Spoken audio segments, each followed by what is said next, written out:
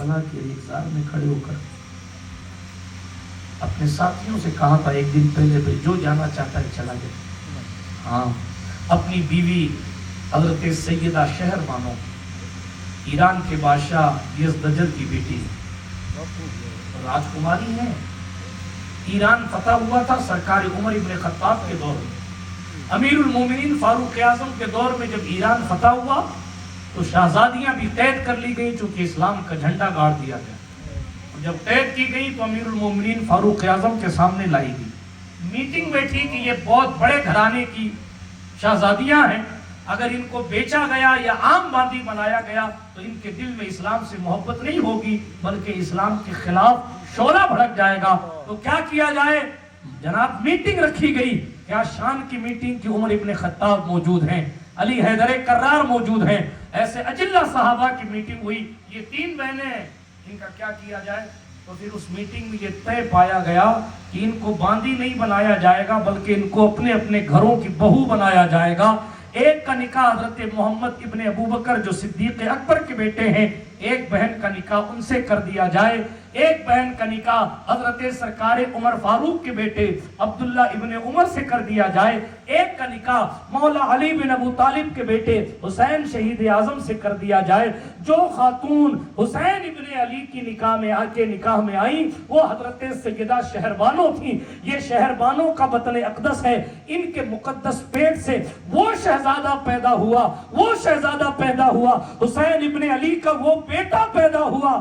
جب تک تاریخ قائم رہے گی تب تک اس کے زہد و ورع, تقوی, طہارت, عصمت و طہارت, پاکیزگی اور جس کی صداقت اور جس کی بے مثال عبادت کا تذکرہ قیامت کا سورج طلوع ہونے تک کیا جاتا رہے گا. دنیا اس کو سید العابدین, سید الساجدین, زین العابدین امام علی بن حسین بن علی کے نام سے جانتی ہے. سبحان اللہ.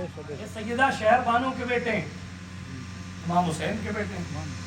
شہر بانو سے مولا حسین نے کربلا میں کہا تھا موت سامنے, آپ ایران کی شہزادی ہیں, میرے گھر آئی ہیں جب سے غربت دیکھ رہی ہیں, غریبی دیکھ رہی ہیں.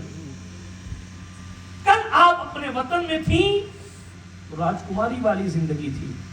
راجکماری آپ کو سمجھانے کے لیے کہہ رہا ہوں, شہزادی والی زندگی تھی. اور آج میری وجہ سے آپ کربلا میں بھوکی ہیں, پیاسی ہیں. آپ نے بیوی ہونے کا حق ادا کر دیا.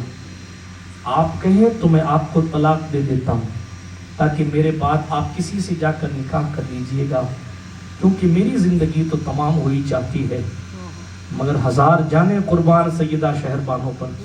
ان بہنوں, ان اسلامی ماؤں سے کہنا چاہتا ہوں جو چھوٹی چھوٹی سی بات پر اپنے شوہر کا شکوہ کرتی ہیں, خدا نہ کرے تمہیں کربلا لے جایا گیا ہوتا تو تم کیا کر بیٹھتی؟ جی کیا کر بیٹھتی کہ کہاں لا کے پھنسا دیا تم نے؟ تمہاری وجہ سے اس مصیبت میں آئے. مگر وفا سلام کرتی ہے سیدہ شہر بانو کو. زندگی گزاری تھی شاہی انداز میں, لیکن کربلا کے ریگزار پر بستر نہیں تھے لیٹنے کے لیے, کھانا نہیں تھا کھانے کے لیے, پانی نہیں تھا پینے کے لیے.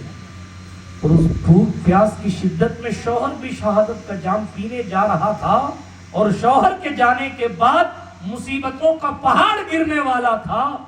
شوہر نے چاہا کہ اپنی اہلیہ مخدومہ کو اجازت دے دوں تاکہ یہ اپنی زندگی آسانی سے گزار سکیں.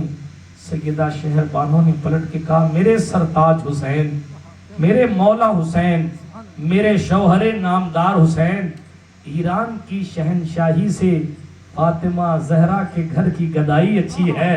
میں ہرگز چھوڑ کر آپ کو نہیں جاؤں گی, آپ کے ساتھ اس وقت تک رہوں گی جب تک میری سانس باقی ہے. اور سیدہ شہر بانو نے یہ کر کے بھی دکھایا کہ مصیبتوں کو جھیل کر بھی.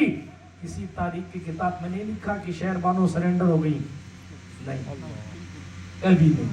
غور کیجئے, انہی کے بطن اقدس سے ایک شہزادہ پیدا ہوا ہے جس کو زین العابدین کہا جاتا ہے, جس کو کربلا جس کی نگاہوں کے سامنے حکومت کہہ رہی حسین وفاداروں کو کاٹ دیں گے, ڈسیجن بدل دو, مسلک بدل دو.